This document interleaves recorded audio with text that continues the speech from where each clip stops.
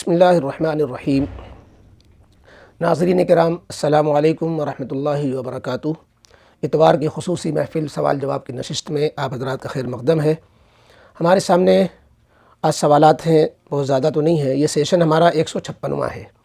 اس میں جو سوالات ہیں ان کے جوابات سماعت فرمائیں۔ پہلا سوال ہے جناب عبد الرحمن صاحب، کہتے ہیں کیا فورن کرنسی ایکسچینج والے آفس میں جاب کی جا سکتی ہے؟ فورن کرنسی ایکسچینج والے آفس میں جاب کرنے کی گنجائش ہے، اس لیے کہ اس میں سارے کام سودی نہیں ہوتے اور سارے کام حرام نہیں ہوتے، کیونکہ غیر ملکی کرنسی کا تبادلہ کمی بیشی کے ساتھ، جو وہاں کی ویلیو ہے یہاں کی ویلیو، اس کے اعتبار سے دو ملکوں کی کرنسی کم و بیش کے ساتھ کی جا سکتی ہے،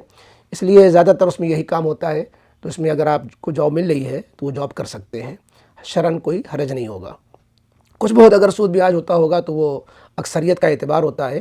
اس لیے اکثر کے اعتبار سے اکثر معاملات چونکہ جائز اس میں ہوتے ہیں، اس لیے وہاں کی جاب بھی جائز ہی ہوگی۔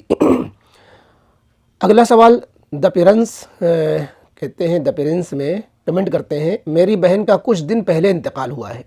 انتقال کے بعد کچھ دن سے گھر کے پاس بہت سارے کوے ایک ساتھ مل کر چلاتے ہیں، کبھی رات میں 12 بجے 2 بجے، کیا اس بات کی کوئی حقیقت ہے تو بتا دیجئے۔ بھئی جیسے آپ کے گھر میں حادثہ ہو گیا، انتقال ہو گیا، بہن رخصت ہو گئیں، انا للہ و انا الیہ راجعون، ہو سکتا ہے کہ وہ یہاں بھی کوئی حادثہ ہو گیا ہو تو وہ رات میں چلا رہے ہوں، اور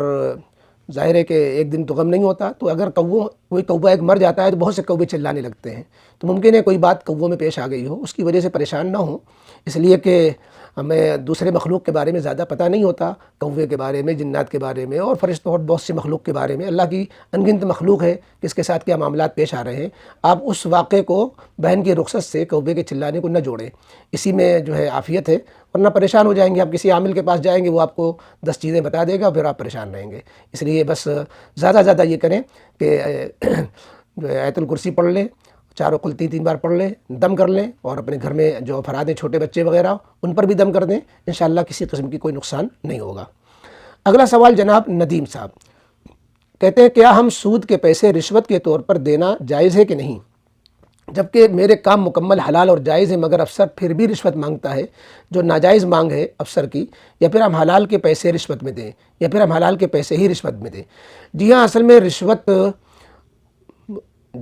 جو پیسہ جو رشوت مانگ رہا ہے آپ سے، وہ مجبوری میں آپ کو رشوت دینا پڑ رہی ہے، اگرچہ آپ مجبوری میں دینے کی وجہ سے رشوت دینے کے گنہگار نہ ہو، لیکن رشوت لینے والا دونوں چیزوں گنہگار ہوتا ہے، لیکن اس میں سود کا پیسہ نہیں دے سکتے۔ سود کا پیسہ نہ دینے کی وجہ یہ ہوتی ہے کہ جو سودی رقم ہوتی ہے اس کے 2 حکم ہیں، ایک تو یہ ہے کہ اگر جہاں سے آئی ہے اس کو لوٹانا ممکن ہو تو لوٹا دے، دوسرے یہ کہ جیسے سرکاری کاموں میں جہاں غیر جو شرعی جو ٹیکسز ہوتے ہیں، انکم ٹیکس ہے یا کوئی اور ہے، جہاں پر سرکار نے آپ پر کوئی چیز ایسی واجب کر دی ہے جو نہیں ہونی چاہیے، اس میں دے دیں تاکہ سرکار کے خزانے میں چلا جائے، وہ تو افسر کے جیب میں جا رہا ہے، لہذا سرکاری خزانے میں نہیں جا رہا، یا پھر غریب کو صدقہ کر دے، تو یہ نہ یہ غریب کو صدقہ کرنا ہوا، نہ سرکاری خزانے میں گیا، لہذا رشوت میں سود کے پیسے دینا درست نہیں ہے۔ بعض علماء کچھ گنجائش کہتے ہیں، لیکن بہتر یہی ہے کہ آپ احتیاط پہ عمل کریں اور رشوت میں سود کا پیسہ نہ دیں۔ جناب علی صاحب کمنٹ میں کہتے ہیں شادی میں دلہن کا بے پردہ اور میک اپ کے ساتھ اسٹیج پر بیٹھنا کیسا ہے؟ جبکہ آج کل موبائل پر عورتیں دلہن کا فوٹو نکال لیتی ہیں اور پھر بعد میں اپنے گھر والوں کو دکھاتی ہیں اس کی فوٹو۔ اب ایسے زمانے میں اگر میں اپنے گھر کی شادی میں اس پر پابندی لگاؤں تو مہمان ضرور ناراض، طعنے اور طنز کریں گے۔ کیا کیا جائے؟ جیسا رواج ہے ویسا چلا جائے یا سب کو ناراض ہونے دیں؟ اور اگر کوئی اس وجہ سے بات کرنا بند کر دے یا قطع تعلق کی دھمکی دے تو قطع تعلق کا گناہ کس کو ملے گا؟ خلاف شرع کوئی بھی کام مخلوق کی رضا کے لیے کرنا جائز نہیں ہے۔ اپنی ہمت دیکھ لیجئے اور اللہ کو راضی کرنے اور اللہ اس کے رسول صلی اللہ علیہ وسلم کے حکم کو پورا کرنے کی کوشش کریں۔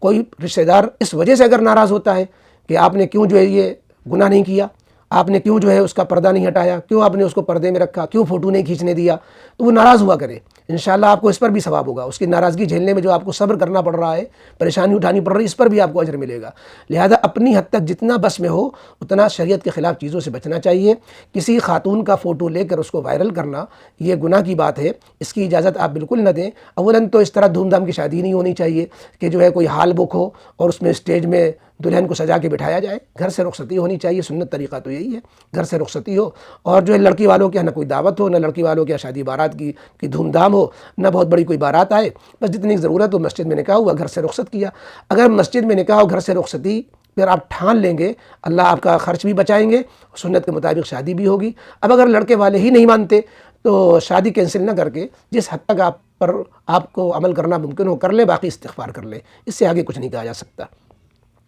اگلا سوال جناب شہاب الدین کیرالہ، انہوں نے مفتی عبدالرشید صاحب کی ویڈیو جس میں شیعر کو حرام یا حلال بتانے والی کس ایپ پر بھروسہ کرے، اس پر کمنٹ کیا ہے، کہا ہے جزاک اللہ خیرہ، مفتی صاحب آپ بھی اس پر مزید تحقیق کریں کیونکہ یہ رزق حلال اور حرام کا مسئلہ ہے، اور کوئی ایک ایسا ایپ بتائے جس پر ہم شریعت کی روح سے یقینی طور پر اعتبار کر سکیں، دارالعلوم سے رابطہ کر کے۔ آپ کا صحیح مشورہ ہے مفتی عبدالرشید صاحب کو، یہ آپ کا پیغام انہوں نے دیکھ لیا ہوگا یا بھیج دیا جائے گا۔ یہاں پر ایک چیز ہم اضافہ کریں اور انہی کے مشورے سے کہ یہ جو ایپ ہوتی ہیں جس میں ایک ایپ حلال بتا رہی ہے، ایک ایپ حرام بتا رہی ہے، کس پر بھروسہ کریں،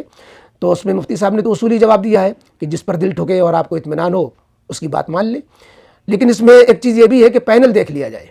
یعنی وہ جو ایپ ہے اس ایپ میں پینل دیکھ لیا جائے، پینل میں معتبر لوگ ہیں، غیر معتبر لوگ ہیں۔ اب مثلا کسی ایپ میں مثلا المصفہ ہے، اگر اس میں مولانا خالد سیف اللہ رحمانی صاحب ہیں، مولانا برکت اللہ صاحب ہیں، دارالعلوم دیوبند کے مفتیان کرام ہیں، یا جمعیت کے معتبر حضرات ہیں، جمعیت کے لوگ ہیں، تو وہ ایپ اعتبار والی ہے، چونکہ ہمارے نزدیک جو معتبر لوگ ہیں وہ اس میں شامل ہیں۔ اگر اسی طرح کی ایپوں میں اختلاف ہو رہا ہے کہ اس میں بھی جو ہے معتبر لوگ ہیں، اس میں بھی معتبر لوگ ہیں، تو اس میں یہ دیکھ لیں کہ اگر اس میں مشترک لوگ ہیں تو اس میں کتنے لوگ ایسے ہیں جو دونوں طرف ایپ میں زیادہ، اس میں پھر افراد سے رابطہ بھی کیا جا سکتا ہے کہ ان کو فون کر کے پوچھ لے کہ بھائی آپ کے ایپ میں یہ ہے، آپ کے ایپ میں یہ ہے، ہم کیا کریں؟ تو اس میں چونکہ نمبرات وغیرہ بھی نکالنا آسان ہوتا ہے، تو جس ایپ پر آپ عمل کرنا چاہتے ہیں اس کے پینل کو دیکھ لیں، اور پینل کو دیکھ کر کے اس کے افراد اگر رابطے میں آ جائیں تو ان سے رابطہ کر لیا جائے، تو انشاءاللہ ہمارے لیے اتنی بات کافی ہوگی۔ اب اگر خدا نخواستہ اس میں کچھ گڑبڑ ہوگا تو وہ لوگ ذمہ دار ہوں گے جو ایپ کے میں شامل ہیں، اور وہ جو استعمال کر رہا ہے اس نے اپنی کوشش بھر چونکہ اپنے حلال ہونے کی کوشش کر لی، اب اگر وہ اس پر عمل کر رہا ہے تو انشاءاللہ وہ گنہگار نہیں ہوگا۔ اگلا سوال جناب خان صاحب ہیں، انہوں نے 2 ویڈیو بھیجی ہیں، اور ایک ویڈیو میں جو ہے جامعۃ الرشید کے مفتی صاحب ہیں، وہ بھی رشید صاحب ہیں، اس میں مفتی صاحب مسئلہ بتا رہے ہیں کہ سیم آٹومیٹک اور فلی آٹومیٹک مشین میں پاک اور ناپاک کپڑے ایک ساتھ دھونے کا جو بہت مشکل معلوم ہو رہا ہے، ان کا کہنا ہے کہ سب ناپاک ہو جائیں گے اور سب کو الگ سے 3 مرتبہ نچوڑنا پڑے گا، جبکہ مفتی عبدالرشید صاحب کی ویڈیو میں بہت ہی بہترین اور تفصیلی جواب دیا گیا ہے، لیکن دونوں مفتیان کرام کے مسئلے بتانے میں تضاد ہے، ایک کہہ رہے ہیں کہ سب کپڑے ناپاک ہو جائیں گے اور دوسرے کہہ رہے ہیں کہ سب پاک ہو جائیں گے۔ محترم مفتی عبدالرشید صاحب کی جو ویڈیو آپ نے بھیجی ہے اس میں آپ غور کریں تو اس میں انہوں نے ایک صورت ناپاک ہونے کی نکالی ہے، باقی صورتیں میں جو ہے کپڑے پاک ہونے کا مسئلہ بیان کیا ہے، اور جو جامعۃ الرشید کی جو ویڈیو آپ نے بھیجی ہے اوپر والی، اس میں انہوں نے احتیاط پر عمل کرنے کا مشورہ دیا ہے۔ انہوں نے جو یہ کہا ہے کہ پہلے نجس حصے کو پہلے دھو لیا جائے، جو لوگ کپڑے اپنے ٹانگتے ہیں نجاست جس میں لگی ہوتی ہے تو نجس چیز کو دھو کر کے ٹانگیں، تاکہ یہ شبہ ہی نہ رہے کہ واشنگ مشین میں ناپاک اور پاک کپڑے گئے۔ تو یہ ان کا مشورہ ہے، مسئلہ بھی بیان کیا آگے انہوں نے، لیکن یہ مشورہ ہے، اس میں یہ نہیں کہا ہے کہ سارے کپڑے ناپاکی ہو جائیں گے۔ آپ اس ساری ویڈیو کو سامنے رکھنے کے بعد یہ مسئلہ یاد رکھیں کہ ایک صورت میں تو کپڑے پاک نہیں ہوں گے، باقی سب صورتوں میں پاک ہو جائیں گے۔ ایک صورت کیا ہے کہ ایسی نجاست کپڑوں میں لگی تھی جو سوکھ کر دلدار جسمدار ہوتی ہے، گاڑھی ہوتی ہے، سوکھ جاتی ہے، اور بعض دفعہ وہ پانی پہ پانی پڑتا جائے جب تک اس کو رگڑا نہ جائے، نچوڑا نہ جائے، اس پر جو ہے اس کو ہٹایا نہ جائے تو وہ نجاست چپکی رہ جاتی ہے، جیسے سوکھا پخانہ ہے، جو گوبر ہے، اس طرح کی کوئی چیز اگر کپڑے میں لگی ہے اور وہ جو ہے دھلی نہیں، گیلی ہو کر کے وہ ختم نہیں ہوئی، اور اس کو سوکھنے میں ہٹانے کے بعد پتہ چلا کہ وہ اسی طرح اس کے ذرات دکھ رہے ہیں، تب تو سارے کپڑے ناپاک ہو جائیں گے۔ اس صورت کو چھوڑ کر باقی جو پیشاب والے کپڑے ہیں، گیلی نجاست والے کپڑے ہیں، دلدار نجاست نہیں ہوتی ہے، معمولی نجاست والے ہیں، بچوں کے پیشاب کے ہیں، یا جو ہے گیلا کپڑا ہے، گیلا ہی پخانا ہے جو ہے بار بار حرکت دینے سے ختم ہو جائے گا، تو ایسی صورت میں جب 3 مرتبہ پانی اس سے نکل گیا، نچڑ گیا، اور 3 مرتبہ نیا پانی آ کر کے اس میں بہہ گیا تو اب وہ کپڑے پاک ہو جاتے ہیں۔ تو اس لیے عام طور پر تو مسئلہ یہی رہتا ہے کہ پاک و ناپاک کپڑے سب پاک ہو جاتے ہیں، ناپاک نہیں رہتے۔ ہاں زیادہ بہتر وہ ہے جو کہا گیا کہ آپ نجاست والے حصے کو دھو کر کے پھر اس کو مشین میں ڈالیں، اور احتیاط یہ بھی ہے کہ بعد میں اس کو آپ 3 مرتبہ پاک کر لیں، لیکن پاک ہو جاتے ہیں، وہ صرف وہ صورت ناپاکی رہتی ہے جو مفتی رشید صاحب نے اپنی ویڈیو میں بتائی کہ جہاں پر ایسی نجاست سوکھی جو بار بار پانی پڑنے سے بھی ہٹی نہیں، ختم نہیں ہوئی اور اس کے ذرات باقی رہ گئے، تو سارے کپڑے ناپاک ہو جائیں گے، اور سمجھ میں بھی بات آتی ہے یہ۔ تو بہرحال میرے خیال سے اتنی بات کافی ہوگی۔ دونوں ہی ویڈیو اپنی اپنی جگہ پر درست ہیں، کوئی تضاد نہیں ہے، تھوڑا سا جو ہے سمجھنے میں دھیان دینا پڑے گا۔ ایک احتیاط کا مشورہ دیا جا رہا ہے، ایک جگہ ایک صورت میں ناجائز کہا جا رہا ہے، باقی سب صورتوں میں تقریباً دونوں ہی متفق ہیں۔ اگلا سوال کاشیہ، انہوں نے ایک فوٹو بھیجا ہے اور پوچھا ہے کہ یہ صحیح ہے یا نہیں۔ فوٹو میں ایک حدیث ذکر کی ہے اور کیرم بورڈ کا جو ہے نقشہ بنا ہوا ہے، اور حدیث نیچے ذکر کی ہے، جس شخص نے چوسر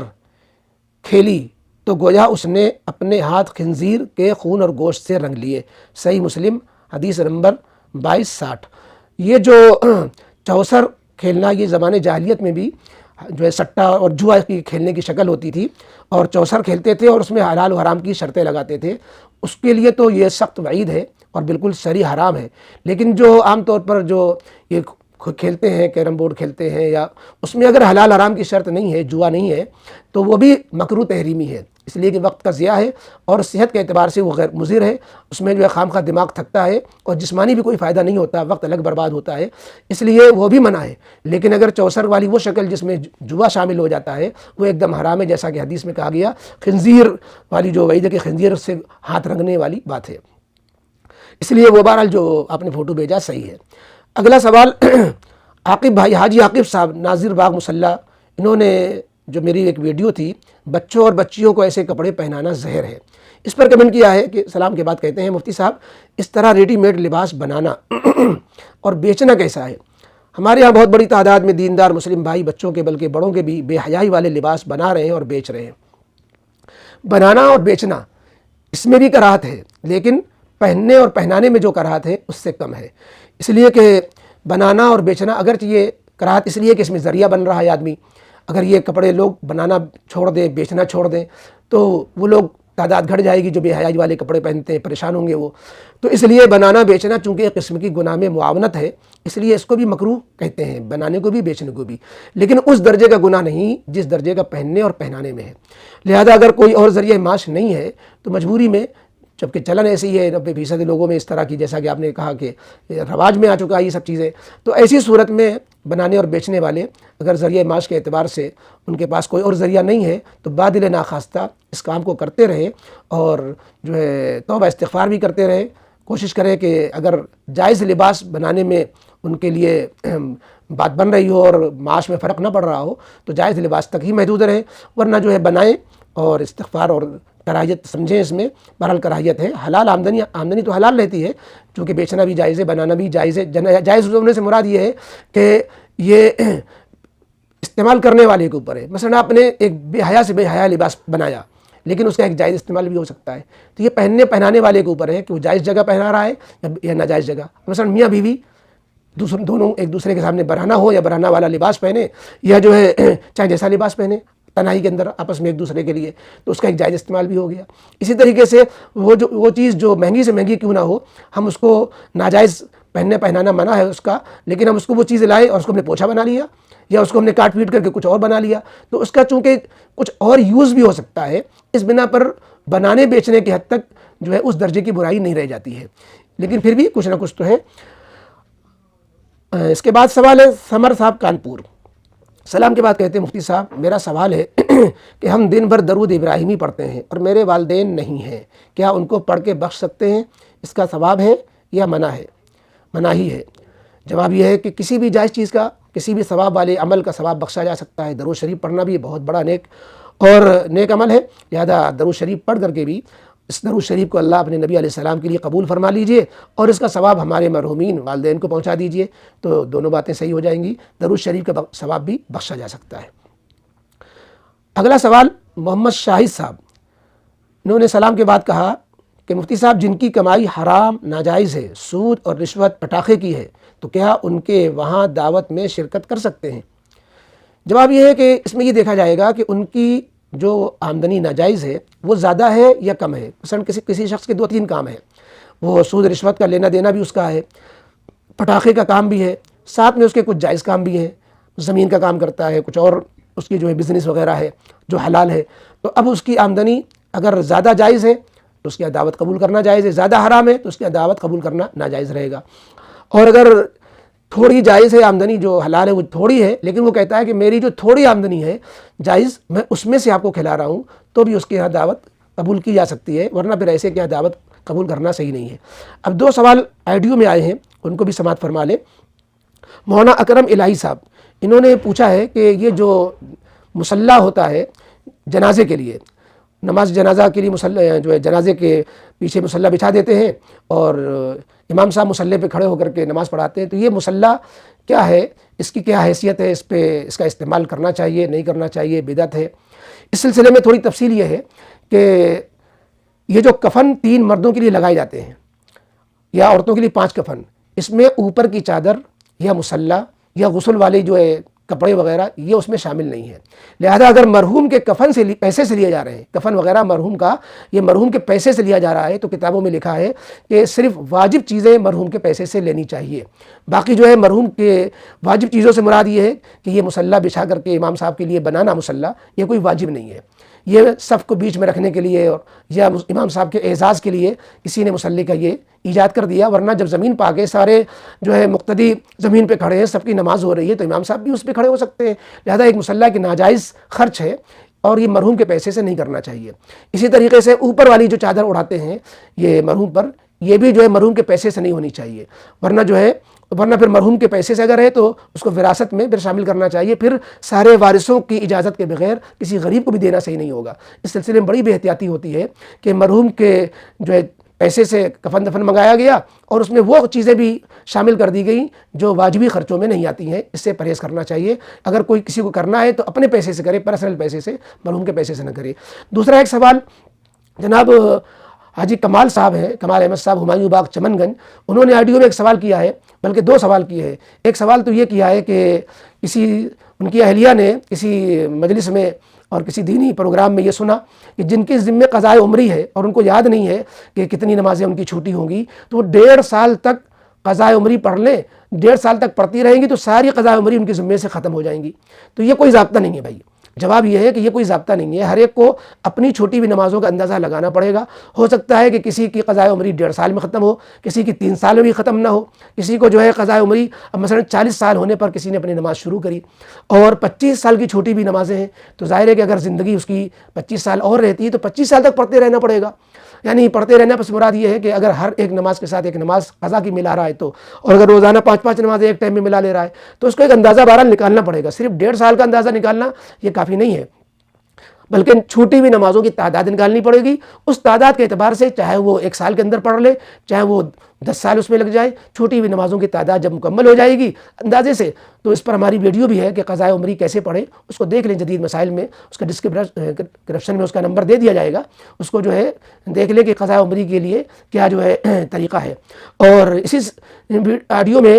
جناب کمال صاحب نے ایک چیز اور پوچھی کہ ان کے عزیز ہیں، بھائی ہیں، لیکن کچھ حق تلفیہ وغیرہ ان کی طرف سے سامنے آئیں، جس کی وجہ سے جو ہے تو میں بھی ہوئی اور بیل جول ختم ہو گیا، بول چال بھی بند ہو گئی۔ اب کمال صاحب عمرے پہ جانا چاہتے ہیں، کہتے ہیں ان سے ملنا چاہیے یا ان کے گستاخیوں اور ان کی حرکتوں کی وجہ سے ہم ان سے نہ ملیں۔ تو جواب یہ ہے کہ یہ ان کی بد اخلاقی ہے، اگر آپ کے ساتھ انہوں نے کچھ زیادتیاں کی ہیں۔ آپ کے اندر بلند اخلاقی آنی چاہیے کہ اگر آپ محسوس کرتے ہیں کہ ملنے سے ان کے دل میں ملنے میں ان کو ناگواری نہیں ہوگی اور آپ سے ملنا پسند کریں گے تو مل لینا ضرور مل لینا چاہیے۔ حدیث میں آتا ہے کہ جو پہل کرتا ہے وہ کبر سے تکبر سے بری ہوتا ہے۔ اب جب کہ آپ نیک عمل میں عمرہ کرنے جا رہے ہیں تو اگر مل کر جائیں گے تو انشاءاللہ اس کے فائدے ہی ہوں گے، نقصان نہیں ہوگا۔ اور اگر ملنے میں کوئی قباحت آپ کو یا کسی وجہ سے کچھ اور پریشانی محسوس ہو رہی ہے تو ایک تحریر چھوڑ کر جائیں، ان کو کسی کو دے کے جائیں جس میں اچھا پیغام ہو، سلام بھی ہو، اور دنیا میں جو کچھ معاملات آپس میں پیش آئے ایک دوسرے کی معافی تلافی ہو، اور اپنا تقاضا بھی آپ دہرا سکتے ہیں جو انہوں نے حق تلفی آپ کی کر رکھی ہے۔ تو بہرحال یہ تھے آج آپ کے سوالات جوابات جو پورے ہوئے، اب ہم اسی پر اکتفا کرتے ہیں۔ انشاءاللہ آئندہ زندگی رہی تو پھر ملاقات ہوگی۔ اللہ کرے ہمارے افادے استفادے کا یہ سلسلہ جاری رہے اور اللہ قبول فرمائے۔ السلام علیکم ورحمۃ اللہ وبرکاتہ۔